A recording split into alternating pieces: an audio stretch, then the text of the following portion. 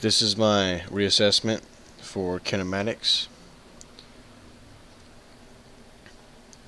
The problem is in the description.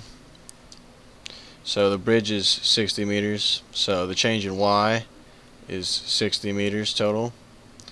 For the first part of the question, initial x velocity is 0 because you just drop it down. So you solve for t, plug in all those numbers. Since that's 0, you don't get that cancels out to 0, and you're just left with this. You solve for t, and then you get 12.2 seconds. And then for the second part of the question, you have an initial velocity of 20 meters per second. So you plug those numbers in, and you're left with a quadratic formula.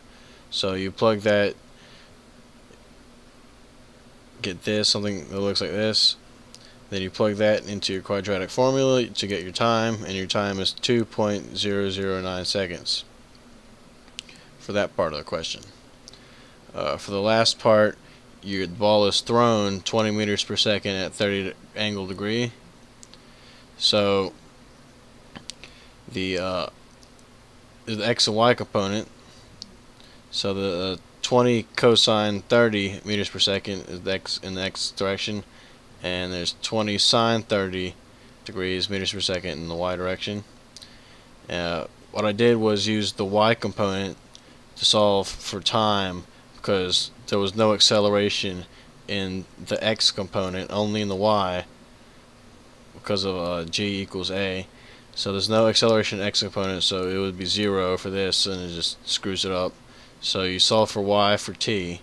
So you plug in to the quadratic equation like we did before, and then plug in those numbers, and then you get time equals 2.622 seconds. Then I used this formula, but I changed it to x position and x velocity and x acceleration. So change in x would equal to the initial x velocity, and the initial x velocity is 20 sine theta meters per second. 20 cosine theta meters per second right here, and times the delta time, and this is 0 because there's no acceleration in the x direction, so all these cancel out, so you're just left with that. Then you solve for your x, change in x, and then you get 45.41 meters.